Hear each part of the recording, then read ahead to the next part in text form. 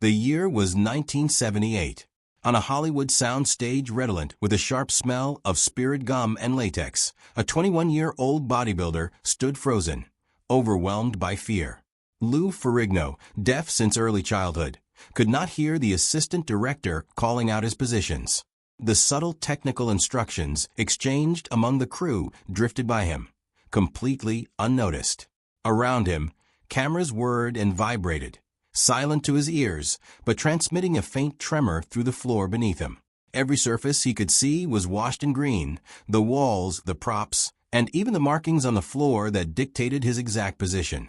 Ferrigno had already claimed the title of Mr. Universe and triumphed on stages where judges measured perfection down to the millimeter. Yet here, immersed in the unfamiliar world of filmmaking, he confronted a language he did not understand, a reality where he felt even more alien than the monstrous character he was about to become.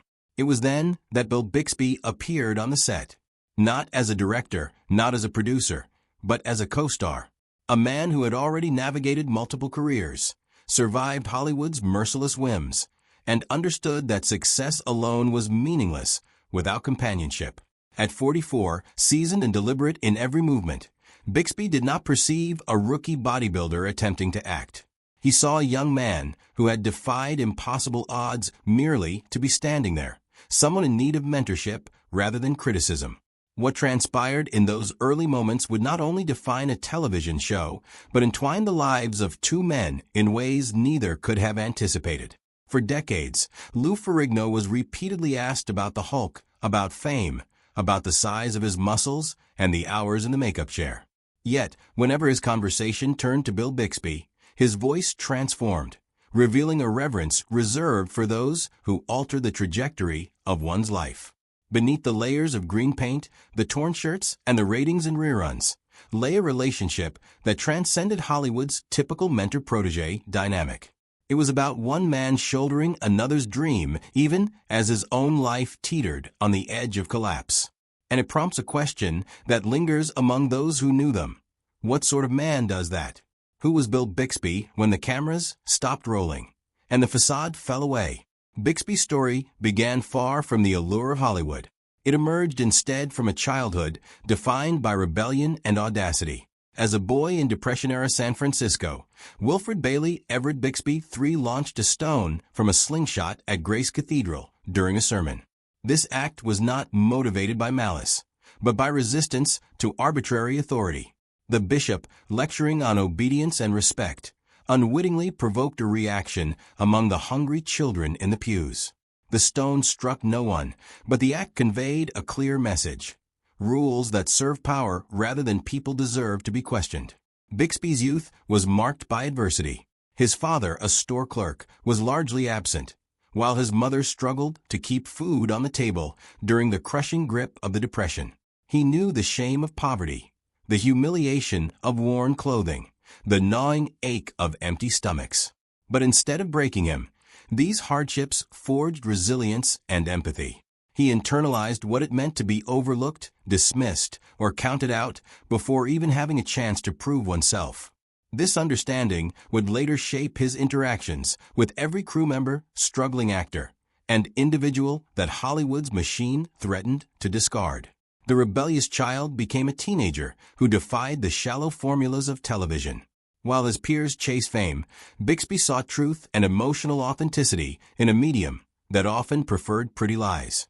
The hunger of his youth transformed, evolving from a desire for sustenance into a fervent craving for meaningful work, stories that resonated, and characters with depth beneath the surface of scripts. Those who knew him recall a haunting image, teenage Bill, standing once more in that cathedral years later, light filtering through stained glass, casting fractured colors across his face. He returned not to apologize, but to comprehend, realizing that rules are meaningless if they crush the human spirit, and that authority without compassion is tyranny in a suit. He understood that television could transcend mindless entertainment. It could reach people, touch them, and make them feel less alone. This philosophy would one day save a deaf bodybuilder from drowning in Hollywood's unfamiliar waters. Bixby's transformation from Wilfred Bailey Everett Bixby III to Bill Bixby was not glamorous. It was survival honed into artistry. After a stint in the Marine Reserve, where he acquired the discipline that would later define his directorial style, he bought a $75 bus ticket to Los Angeles with money saved while working at Detroit's Roosevelt Hotel. The city greeted him with the indifferent gaze it reserves for thousands of dreamers each year. He cycled through 8-week rentals, juggled menial jobs, survived on modest food, and studied acting with the precision and intensity of a Marine mastering tactical maneuvers. Every audition felt like combat, and each rejection only strengthened his resolve. With no connections or familial wealth, Bixby relied on an insatiable drive and a near-pathological work ethic. Over time, his persistence bore fruit. Minor roles evolved into recurring parts, and recurring parts expanded into opportunities for full series. Bixby did not merely study acting. He immersed himself in camera work, lighting, and editing, every technical element necessary to command control of his career. This was strategic, not arrogant. The entertainment industry devoured those who only performed, but it respected those who understood the entire machine. His breakout came in 1963 with My Favorite Martian. The hotel worker-turned-actor became a familiar face across America. Yet even as fame arrived, Bixby recognized the cost of success in Hollywood. Scripts were shallow, work repetitive, and fame revealed personal flaws rather than masking them. The 1960s and 70s represented Bixby's era of mastery. Collaborating with Elvis Presley on Clambake, he imbued legitimacy into otherwise disposable teen cinema. He starred in and directed The Courtship of Eddie's Father, portraying a widower navigating grief and hope while raising a son. Every scene bore emotional weight. Every line demanded authenticity. During this period, Bixby honed his directing skills by observing, questioning, and eventually assuming directorial duties himself. His perfectionism became legendary. 5-day shooting schedules, 75 camera setups per episode, no rehearsals, demanding excellence not for ego, but out of respect for the audience. Off-camera, Bixby exuded warmth, humor, and genuine interest in people's lives. Crew members admired him for treating them as collaborators, not subordinates. Actors trusted him because his direction emanated from empathy rather than authority. On camera, standards were rigid. Kindness and control coexisted, fostering an environment in which everyone pushed beyond perceived limits, not from fear, but from a desire not to disappoint him. By the mid-1970s, Bixby could have coasted, yet he remained steadfast, preparing for a role that would define both his career and his philosophy on what television could accomplish. This was also when he would meet a co-star who would require the full extent of his compassion and guidance. In 1977, CBS executives presented a proposal for a superhero show based on Marvel's Incredible Hulk. They anticipated campy visuals, colorful villains, and Saturday morning toy merchandising. Bixby declined their vision. If he participated, it would be a tragic story, not spectacle. The series would depict a man haunted by uncontrollable forces, searching endlessly for peace. The executives acquiesced, granting Bixby creative control. The pilot set the tone, rain-soaked highways, piano replacing fanfare, a solitary scientist burdened by accidental monstrosity, wandering America like a ghost. With a single night of filming, Bixby transformed superhero television, exchanging spectacle for human vulnerability. Dr. David Banner was not a traditional hero. He was a broken man seeking redemption. Casting the Hulk proved arduous.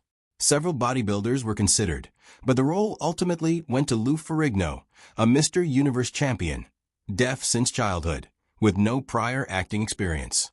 On his first day, Ferrigno was terrified.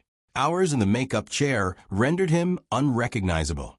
Green paint coated every exposed inch of skin, contact lenses obscured his vision, and latex appliances restricted facial expression. He could not hear the director, missing subtle cues that other actors relied upon.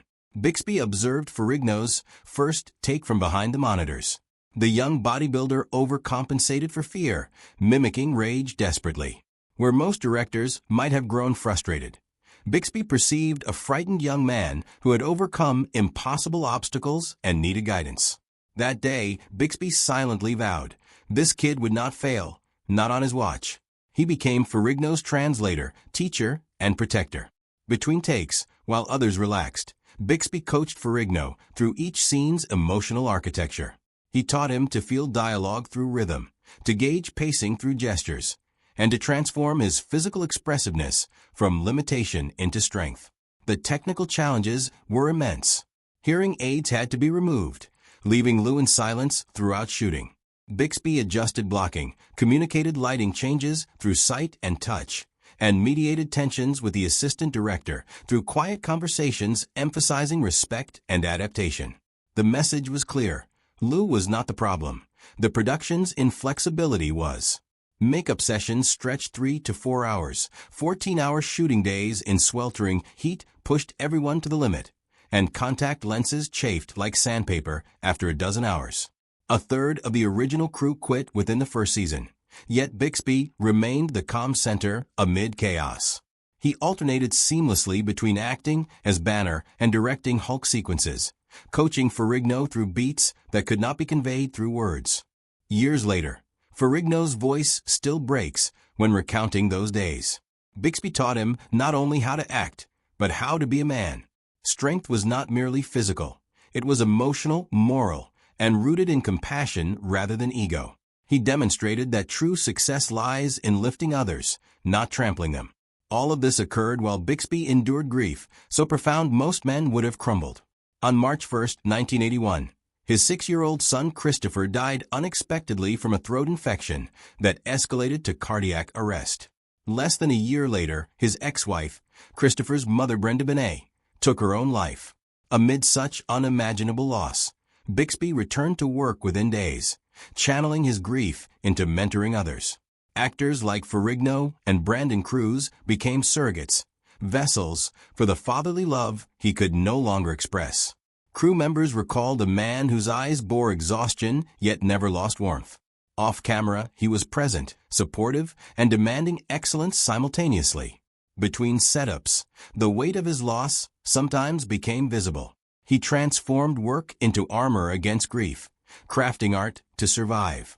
Bixby taught Ferrigno not only to act, but to endure the unendurable with dignity intact.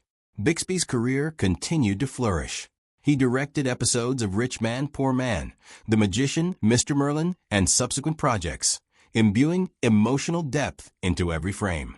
He insisted on realism, pursued human truth beneath melodrama, rewrote scripts on set, and mastered every technical aspect of production. By the early 1990s, while directing Blossom, he infused a sitcom with unexpected emotional weight, even as he battled aggressive prostate cancer. Despite illness, he never compromised standards. His professionalism was purpose-driven, to create, to inspire, and to mentor. In 1990, Bixby directed the death of the Incredible Hulk, depicting Banner's final, peaceful fall from an aircraft. The scenes mirrored Bixby's own waning strength. Ferrigno gained 45 pounds to portray a more formidable Hulk, honoring Bixby's vision. Despite deteriorating health, Bixby maintained absolute control over every shot, performance, and technical detail. The crew worked in hushed reverence, recognizing they were witnessing a man directing his own metaphorical farewell. Banner's final transformation embodied release rather than rage. When filming concluded, Bixby quietly thanked everyone and departed with characteristic dignity. 3 years later, Bixby succumbed to cancer-related complications. His legacy endures through Ferrigno, who still regards him as mentor, father figure, and the most influential presence in his professional life. Bixby's lessons transcended acting. He proved that limitations can be transformed into strengths, that someone can believe in you even when you cannot believe in yourself. Together, Bixby and Ferrigno overcame literal and metaphorical silence, finding common ground beneath green paint and studio lights. Shared experiences, eggs stolen by a wandering coyote, laughter amidst exhaustion, quick makeup adjustments, reminded them that humanity and friendship outlast fame and spectacle. When Ferrigno declares, "He'll always be part of me," it is not a manufactured soundbite. It is truth spoken at a fundamental level. Bixby did more than teach Ferrigno to act. He taught him to be a better human. His legacy surpasses television ratings and awards. Success means little if achieved alone. The true measure of a person lies in how they treat those struggling. Compassion, consistent and active, is the most formidable force in any universe. Behind every monster, there was always a man. And behind that man, guiding, believing, and teaching even when he could not believe in himself, was Bill Bixby. Green paint fades, fame diminishes, but the impact of one person lifting another persists, living on in every life touched, every lesson learned, every moment someone realizes they matter because someone else made them feel they did. This is not a Hollywood ending. It is a far more enduring legacy, built on countless acts of small kindness, surviving long after cameras stop rolling and the lights go dark.